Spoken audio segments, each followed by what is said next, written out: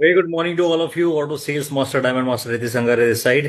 Right, तो आज मैं दोबारा एक बहुत इंटरेस्टिंग वीडियो आप सभी लोगों के सामने लेके आया हूँ। राइट, हम लोगों ने लास्ट टाइम पे एक बात की थी जिसमें मैंने आपको बताया था, रिसेंट एक स्क्रीनशॉट आया था जिसमें मैंने आपको दिखाया था कि auto crown auto royal master जो होते हैं उनका डेली का पीवीज कितना ज्यादा है। ओके, और उसमें जो सबसे मैक्सिमम पीवी गया हुआ था वो पीवी लगभग था, एक साइड में 618 करोड़ और दूसरे साइड में 2300 करोड़। ओके, और उसमें हम लोगों ने बात की थी इस बारे में कि यार जब इतना बड़ा पीवी जाता है तो आपका डेली मैचिंग कितने का जाता है, 5 करोड़ पीवी का। ओके, लेकिन उस टाइम पे मुद्दा ये था बताने का कि हम लोग जो ये छोटे छोटे पीवीज के लिए सोचते रहते हैं कई बार। ओके, कि यार ये हमारा पीवी फ्लश आउट हो रहा है, 10,000, 20,000, 50,000, लाख, 2 लाख, जो भी है। राइट, इंपीरियल मास्टर के स्टेज पे लगभग 35 करोड़ डेली का पीवी जनरल कमीशन से जो है फ्लश आउट होता है। ओके, तो बताने का उद्देश्य सिर्फ यही था कि अगर आपको बहुत बड़ा कुछ पाना है, बहुत बड़ा कुछ लाइफ में अचीव करना है ना, तो आपको ये छोटी छोटी चीजों को छोड़ना होगा, तब जाके आप बड़ी चीजों पे फोकस कर पाओगे। जितनी छोटी चीजों पे आप फोकस करके रखोगे, पॉसिबल नहीं है आप बड़ी चीज पे फोकस करके जो है रह सको। ओके, आज उसी कड़ी में आगे बढ़ते हुए मैं आपको एक कुछ ऐसे स्क्रीनशॉट दिखाता हूं। ओके, जिससे आपको समझ में आ जाएगा कि आपके बिजनेस को कहां लेके जाना है, कैसे लेके जाना है, और उसके बाद में हम लोग बात करेंगे कुछ और तरीकों की। ओके, पहले सबसे पहले आपको दिखाता हूं वो बिजनेस जिस बिजनेस को देख के आई एम डैम श्योर आप मोटिवेट होगे, आप हैरान भी होगे कि इतना बड़ा बिजनेस कैसे आया जाता है। सबसे पहले हम लोग देख रहे हैं ये फर्स्ट स्क्रीनशॉट, और ये स्क्रीनशॉट किन का है, ऑटो एसआरएम, ऑटो स्टार और ऑटो रॉयल मास्टर का। ओके, तो सबसे पहला जो स्क्रीनशॉट है उसमें लास्ट 1 ईयर का इनकम आप देख सकते हो। जून 19 की बात है, जून 19 से जून 19 तक का स्क्रीनशॉट है ये। इसमें टोटल इनकम है लगभग इतना कोरियन वॉन। ये कितना होता है इसको ट्रांसलेट करने के लिए पहले ही मैंने एक जो ट्रांसलेटर है ना वो लगा के रखा हुआ था, आई मीन इंडियन का आईएनआर में कन्वर्शन। तो ये होता है लगभग इतना। ठीक है, इसको अगर आप काउंट करोगे तो कितना हो रहा है, 1 करोड़ 22 लाख। ठीक है, 1 करोड़ 22 लाख किसका इनकम है, साल का इनकम है ऑटो शेरोन रोज मास्टर का। ठीक है, कैसे आएगा उस पर हम लोग आएंगे, पहले सबसे पहले आपको ये बता दिया हूं मैंने। राइट, नेक्स्ट हम लोग आते हैं दूसरा इनकम का स्क्रीनशॉट आपको ये दिखाई दे रहा है। ये भी सेम डेट का स्क्रीनशॉट है and this income screenshot is for auto star master. Okay, और ऑटो स्टार मास्टर का उसी जो इनकम है उसको मैंने कन्वर्ट किया है आईएनआर में। ये लगभग 1 करोड़ 88 लाख, एक लगभग अगर राउंड ऑफ करोगे तो 2 करोड़ के आसपास का इनकम जो है बनता है। ठीक है, और इसके बाद में थर्ड जो इनकम का स्क्रीनशॉट है, ये इनकम स्क्रीनशॉट है ऑटो रॉयल मास्टर का। और ऑटो रॉयल मास्टर जो है साल का कितना पैसा बनाता है, लगभग लगभग 5 करोड़ के आसपास में। ठीक है, and last but not least जिसके लिए हम सभी लोग यहाँ पे डे एंड नाइट जो है मेहनत करते हैं। Okay, this is imperial master. ठीक है, लेकिन इंपीरियल मास्टर तो है ये, लेकिन इनका ऑटो क्राउन हर बार जाता है। ओके, तो ऑटो क्राउन अगर आपका ऑटोमेटिकली जाता है और आप इतना अगर इनकम बनाते हैं, ये इनकम आप देख रहे हैं यहाँ पे स्क्रीन पे, और ये स्क्रीन पे देखिए यहाँ पे सेम है, तो ये पहुंचता है लगभग 10 करोड़ रुपए के आसपास में। ओके, नाउ पॉइंट समझाने का क्या है, सारा पॉइंट आपको समझ में आ गया। Okay, I am damn sure आप एक्साइट भी हुए होंगे।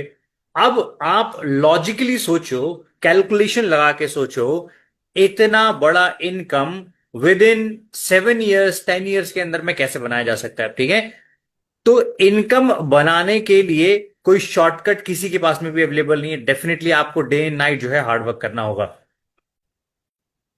लेकिन सबसे बड़ी बात क्या है कि तरीके का फर्क पड़ जाता है, मेरा मानना यह है। ठीक है, नेटवर्क मार्केटिंग में कोई तरीका डिफाइन नहीं है फिक्स कि यार इसी तरीके से काम होता है। इस इंडस्ट्री में सभी प्रकार के लोग सक्सेसफुल होते हैं।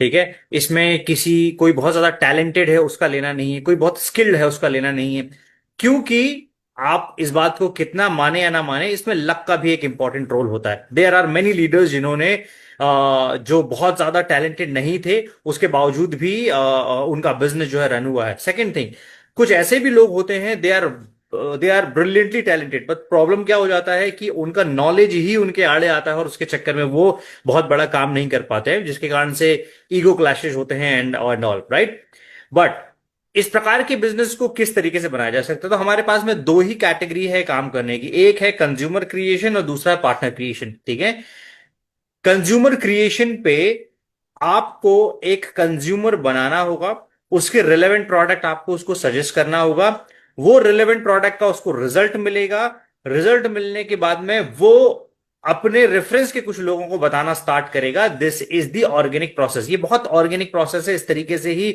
जो है मार्केट रन होता है, लीड होता है। ठीक है, अब दो तरीका होता है, एक होता है कि आप कस्टमर का वेट करते रहो कि कस्टमर आएगा तो मैं कुछ काम करूंगा, और ये इंडस्ट्री ऐसे रन होती नहीं है। ठीक है, तो उसका सबसे प्रैक्टिकल तरीका क्या है? आपको ही कस्टमर के पास जाना पड़ता है। ठीक है, इसका कोई ब्रांड एंडोर्समेंट होता नहीं है कि टीवी में एडवर्टीजमेंट मिल रहा है, ये दिख रहा है या कुछ हो रहा है और लोग आपको ढूंढ रहे हैं और तलाश रहे हैं कि यार ये प्रोडक्ट कहां मिलेगा, ये बिजनेस कहां मिलेगा। ऐसा नहीं होता, तो आपको लोगों के पास में लगातार जाते रहना पड़ेगा, नंबर वन।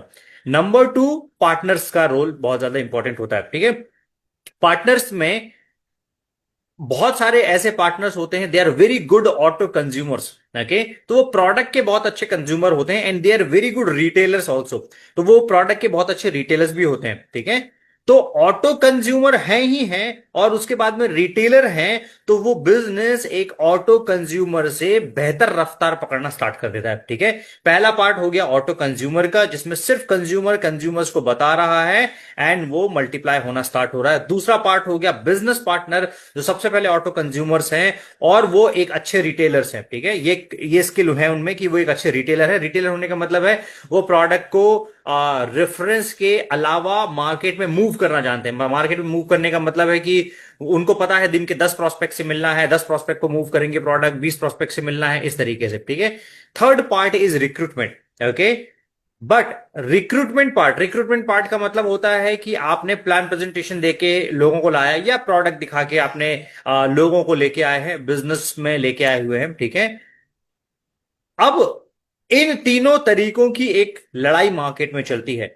काफी लोग बोलते हैं ऑटो कंज्यूमर के तरीके से बिजनेस बड़ा होगा, काफी लोग बोलते हैं रिटेल करके बिजनेस बड़ा होगा, काफी लोग बोलते हैं कि टीम रिक्रूट करके बड़ा होगा।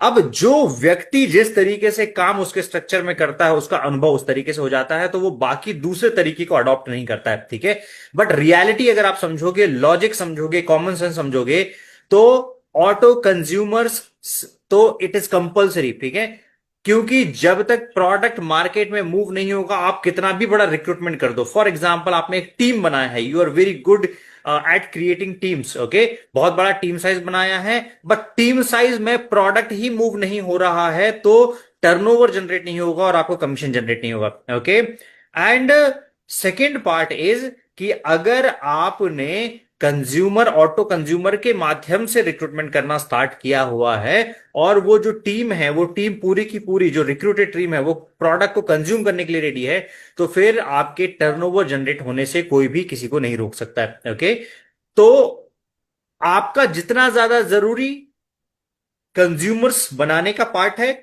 जितना ज्यादा जरूरी रिटेल करने का पार्ट है, उतना ही ज्यादा जरूरी आपको टीम रिक्रूटमेंट का पार्ट है। तीनों की स्ट्रेंथ अलग अलग है, तीनों तरीकों की स्ट्रेंथ अलग अलग है। एक तरीके से बिजनेस में स्टेबिलिटी आती है, दूसरे तरीके से बिजनेस में स्केलिंग आती है।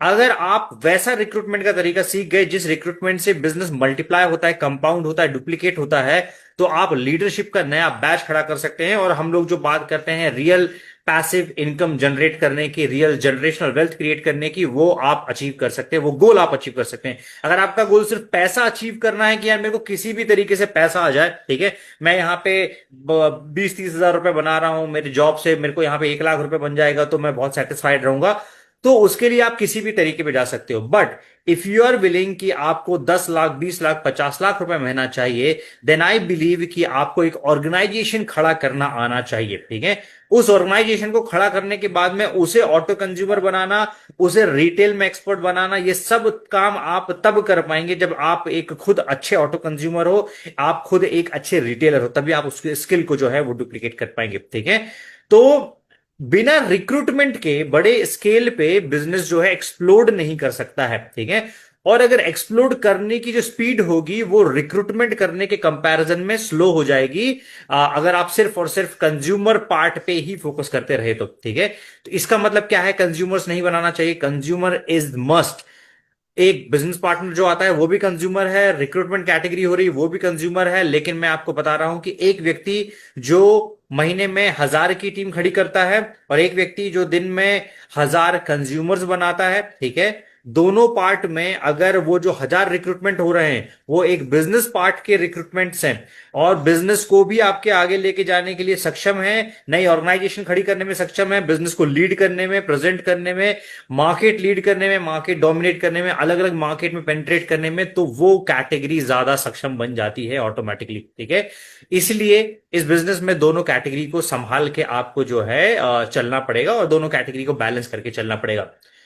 हम लोग जो बिजनेस जनरली इंडिया में क्लोज करते हैं या अब तक क्लोज करते आ रहे हैं, हम लोगों का फोकस रहता है कि लेफ्ट में 25 लाख, राइट में 25 लाख पीवी हो जाता है, हम लोग बहुत ज्यादा सेटिस्फाइड हो जाते हैं, या 3 लाख पीवी, 3 लाख पीवी हो जाता है तो वीकली मैचिंग बहुत ज्यादा सेटिस्फाइड हो जाते हैं। लेकिन रियल गेम वो है ही नहीं। रियल गेम है ये जो लीडर क्लब के लोग पैसा बनाते हैं, ओके, वो बनाते हैं साल का 60 लाख रुपए से साल का 12 करोड़ रुपए तक का, ठीक है। तो साल का 60 लाख से 12 करोड़ रुपए तक का अगर आपको बनाना है तो आपको ना मैसिव मैन पावर चाहिए, ओके, बिकॉज डायरेक्ट सेलिंग का जो बेसिक सिद्धांत है वो है टाइम मल्टीप्लिकेशन का, और टाइम मल्टीप्लिकेशन किसी भी हाल में तब तक नहीं होगा जब तक मैन पावर मल्टीप्लिकेट नहीं होगा, ठीक है।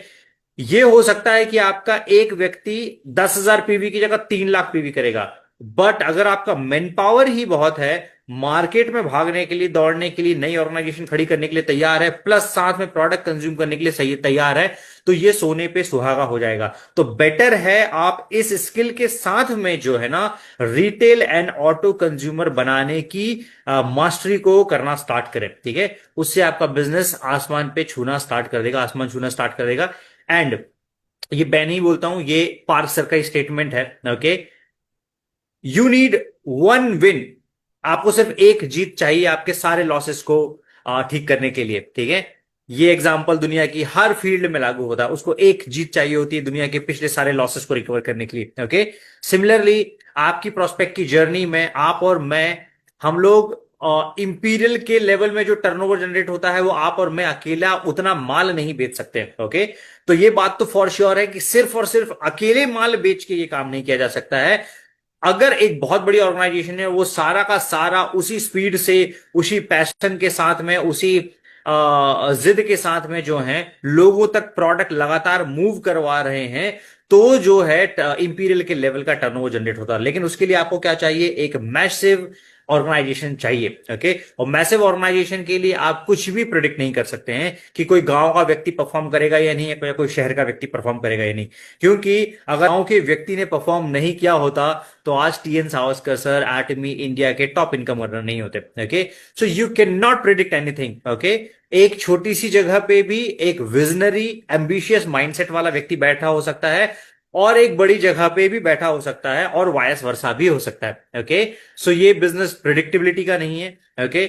और इसलिए इसको हमको इस तरीके से चलना है। जब हमारा बिजनेस सरप्लस जाता है, ओके, वो हमारी रियल ग्रोथ है। जब आपका कोई साइड स्ट्रांगर है, वो साइड जो स्ट्रांगर है, वो साइड में अगर मान के चलो 10 लाख पीवी आ रहा है, अगले साइकिल में वो अगर 11 लाख पे जाता है, 12 लाख पे जाता है, तो आप समझना कि ग्रोथ हो रही है। लेकिन अगर आपका स्ट्रांग साइड 10 लाख से गिर के 9 लाख पे आता है, 8 लाख पे आता है, तो आप मान के चलिए कि जो आपका स्ट्रांग साइड आप समझ के बैठे हुए वो स्ट्रांग साइड रहेगा नहीं, और धीरे धीरे जो है वो वीक साइड में कन्वर्ट हो जाएगा, स्मॉल साइज में कन्वर्ट हो जाएगा, और आपने उस चक्कर में उस तरफ में ध्यान ही नहीं दिया था, और आपको वहां पे ध्यान देना शुरू करना पड़ेगा, ठीक है।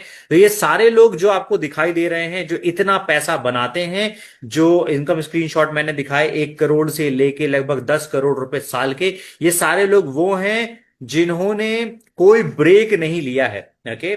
एक बात और, हम में से बहुत सारे लोग जो ये जर्नी होती है, इस जर्नी को देख के डिमोटिवेट होते हैं, ओके। लास्ट 5 इयर्स का मैं अगर मेरा जर्नी भी आपको बताऊं, तो मेरा जर्नी हमेशा विन विन वाला नहीं होता है। किसी भी एएसएम का हमेशा जर्नी विन विन वाला नहीं होता। विन विन मतलब से हर साइकिल में उसको जीत मिल रही है, हमेशा ही वो जो है बेटर परफॉर्म कर रहा है, ऐसा कभी नहीं होता। हमेशा उसकी टीम बेटर परफॉर्म कर रही है, ऐसा कभी नहीं होता है, ओके। बिजनेस को बिजनेस के माइंडसेट से ही करना चाहिए। तो जब आप ये माइंडसेट अडॉप्ट कर लेते हो कि दिस इज अ बिजनेस, और आपको इसमें उतार चढ़ाव देखने ही देखने पड़ेंगे। आप कितना ज्यादा अच्छे परफॉर्मर हैं या बुरे परफॉर्मर हैं उसका भी बहुत ज्यादा इंपॉर्टेंट रोल इसमें बहुत ज्यादा नहीं होता, because it's a team business. ठीक है, तो आपकी परफॉर्मेंस प्लस टीम की परफॉर्मेंस निकलते हुए जो है वो बिजनेस फाइनली निकल के आता है। Okay, so you need to identify कि इंपीरियल मास्टर भी उसी स्ट्रगल एंड चैलेंजेस से होके गुजरे हुए जिससे आप गुजर रहे हैं।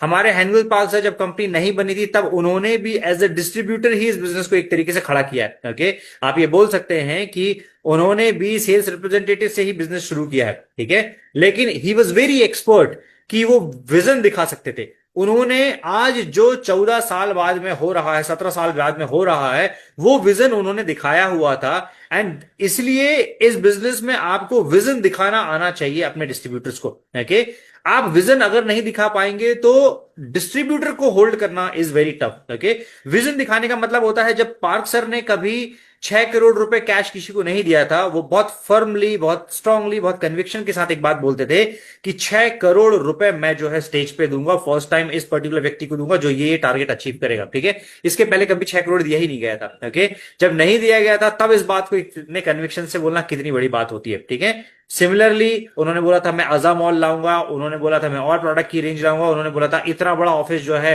HQ कोरिया में जो है हमारा होगा, हमारी इतनी सारी ब्रांचेस होंगी, we will become the global company. ये सारी बात it was a vision only, ये सिर्फ और सिर्फ विजन थी।